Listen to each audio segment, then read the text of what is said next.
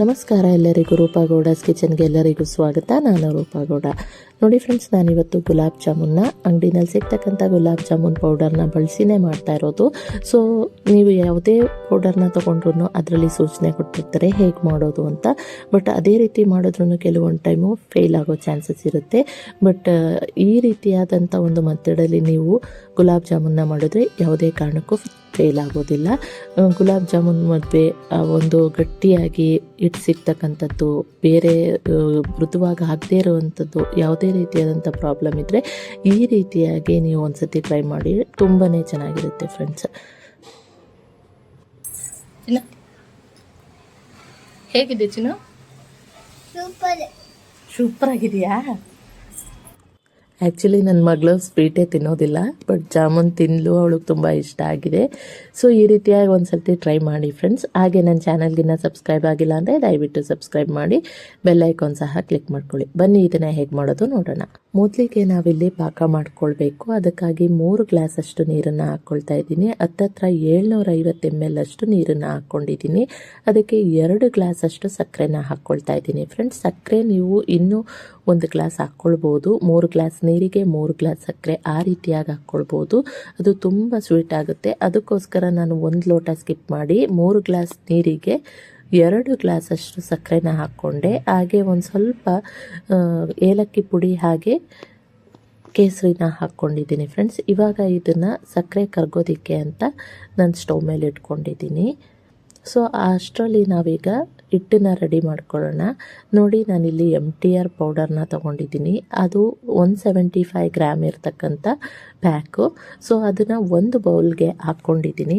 ಅದೇ ಬೌಲಲ್ಲಿ 1/4 ಬೌಲಷ್ಟು ಹಾಲನ್ನು ನಾನಿಲ್ಲಿ ಹಾಕ್ಕೊಳ್ತಾ ಇದ್ದೀನಿ. ಆ್ಯಕ್ಚುಲಿ ಅದು ನೀರು ಅಂತ ಕೊಟ್ಟಿದ್ದಾರೆ, ಬಟ್ ಹಾಲು ಹಾಕಿ ಮಾಡಿ ನೋಡಿ, ತುಂಬಾ ಚೆನ್ನಾಗಿ ಬರುತ್ತೆ. ಟೇಸ್ಟ್ ಕೂಡ ತುಂಬ ತುಂಬ ತುಂಬ ಚೆನ್ನಾಗಿರುತ್ತೆ. ಸೊ ಅದಕ್ಕೆ ಒಂದು ಸ್ವಲ್ಪ ತುಪ್ಪನ ಹಾಕ್ಕೊಂಡು ಈ ರೀತಿಯಾಗಿ ಮೃದುವಾಗಿ ನೀವು ನಾದ್ಕೊಳ್ಬೇಕಾಗುತ್ತೆ. ತುಂಬ ಪ್ರೆಸ್ ಮಾಡಿ ಅದನ್ನು ಹಿಟ್ಟನ್ನು ಪ್ರಿಪೇರ್ ಮಾಡ್ಕೊಳ್ಬಾರ್ದು. ನೋಡಿ ಫ್ರೆಂಡ್ಸ್, ಸಕ್ಕರೆ ಎಲ್ಲ ಕಾದಿದೆ. ಒಂದು ಸಣ್ಣ ಕುದಿ ಬಂದರೆ ಸಾಕು. ಇದಕ್ಕೆ 1 ಎಳೆ ಪಾಕ 2 ಎಳೆ ಪಾಕ ಈ ರೀತಿಯಾಗಿ ತೆಗೆಯೋ ಅವಶ್ಯಕತೆ ಇಲ್ಲ. ನೋಡಿ ಫ್ರೆಂಡ್ಸ್, ಇವಾಗ ಪಾಕ ಆಗಿದೆ, ಎತ್ತಿಟ್ಕೊಂಡಿದ್ದೀನಿ. ಒಂದು ಬಾಣಲೆನಲ್ಲಿ ಜಾಮೂನ್ ಕರಿಯೋದಕ್ಕೆ ಅಂತ ಎಣ್ಣೆನ ಇಟ್ಕೊಂಡಿದ್ದೀನಿ. ಅದನ್ನು ಕಾಯೋದಕ್ಕೆ ಅಂತ ಲೋ ಫ್ಲೇಮಲ್ಲಿ ಇಟ್ಕೊಂಡಿದ್ದೀನಿ ಫ್ರೆಂಡ್ಸ್. ಇವಾಗ 2 ಹಸ್ತಕ್ಕೂ ತುಪ್ಪನ ಸವರ್ಕೊಂಡು, ಇಲ್ಲ ಎಣ್ಣೆನಾದರೂ ನೀವು ಸವರ್ಕೊಳ್ಬೋದು.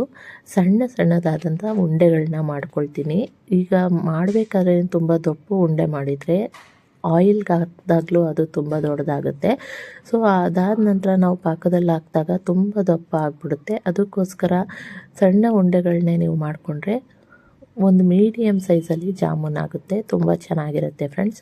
ಈ 175 ಗ್ರಾಮ್ ಜಾಮೂನಲ್ಲಿ ನಾನು 32 ಜಾಮೂನ್ ಉಂಡೆಗಳನ್ನ ಮಾಡಿದ್ದೀನಿ. ಸೊ ನೋಡಿ ಫ್ರೆಂಡ್ಸ್, ಎಣ್ಣೆ ಕಾದಿದೆಯಾ ಇಲ್ವಾ ಅಂತ ಒಂದು ಚಿಕ್ಕ ಉಂಡೆನ ಹಾಕಿ ನೋಡಿದೆ.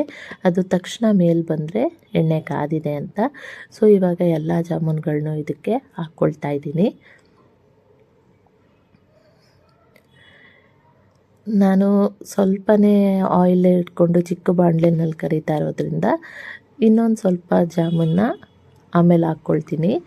ನೀವು ಬೇಕಾದ್ರೆ ದೊಡ್ಡ ಬಾಣಲೆನಲ್ಲಿ ಮಾಡ್ತೀನಿ ಅಂತ ಅಂದರೆ ನೀವೆಲ್ಲ ಜಾಮೂನು ಒಂದೇ ಸತಿ ಕರೆದುಕೊಳ್ಬೋದು. ಸೊ ಮೀಡಿಯಮ್ ಫ್ಲೇಮಲ್ಲೇ ಇರಬೇಕು, ಇಲ್ಲ ಲೋ ಫ್ಲೇಮಲ್ಲಿ ಇದ್ರೂ ಪರವಾಗಿಲ್ಲ. ಹೈ ಫ್ಲೇಮ್ ಮಾತ್ರ ಇಡಕ್ಕೆ ಹೋಗಬೇಡಿ. ಆ ಥರ ಇಟ್ಟಾಗ್ಲೇ ಒಳಗಡೆ ಬೆಂದಿರೋದಿಲ್ಲ, ಮೇಲ್ಗಡೆ ಮಾತ್ರ ಕಲರ್ ಬರುತ್ತೆ. ಸೊ ಈ ರೀತಿಯಾಗಿ ಗೋಲ್ಡನ್ ಬ್ರೌನ್ ಬರೋವರೆಗೂ ಲೋ ಫ್ಲೇಮಲ್ಲಿ ಅಥವಾ ಮೀಡಿಯಮ್ ಫ್ಲೇಮಲ್ಲಿ ನೀವು ಜಾಮೂನ್ನ ಪ್ರಿಪೇರ್ ಮಾಡ್ಕೊಳ್ಬೇಕು. ಸೊ ನೋಡಿ, ಇನ್ನೊಂದು ಸ್ವಲ್ಪ ಇದೆ, ಅದನ್ನು ನಾನೀಗ ಹಾಕ್ಕೊಬಿಡ್ತೀನಿ. ಇದನ್ನು ಹಾಕ್ಕೊಂಡು ಒಟ್ಟಿಗೆ ಕರೆದುಕೊಳ್ತೀನಿ. ಒಂದು 2-3 ನಿಮಿಷ, ನೀವು ಲೋ ಫ್ಲೇಮ್ ಆದರೆ ಒಂದು 2-3 ನಿಮಿಷ ಕರೆದುಕೊಂಡ್ರೆ ಸಾಕು, ತುಂಬ ಚೆನ್ನಾಗಿ ಬೆಂದಿರುತ್ತೆ. ನೋಡಿ ಫ್ರೆಂಡ್ಸ್, ಈ ರೀತಿ ಕಲರ್ ಆಗಿದ್ದರೆ ಚೆನ್ನಾಗಿ ಬರುತ್ತೆ. ಸೊ ಇದು 2ನೇ ಸರ್ತಿ ಹಾಕಿದ್ದೂ ಕೂಡ ಆಗಿದೆ.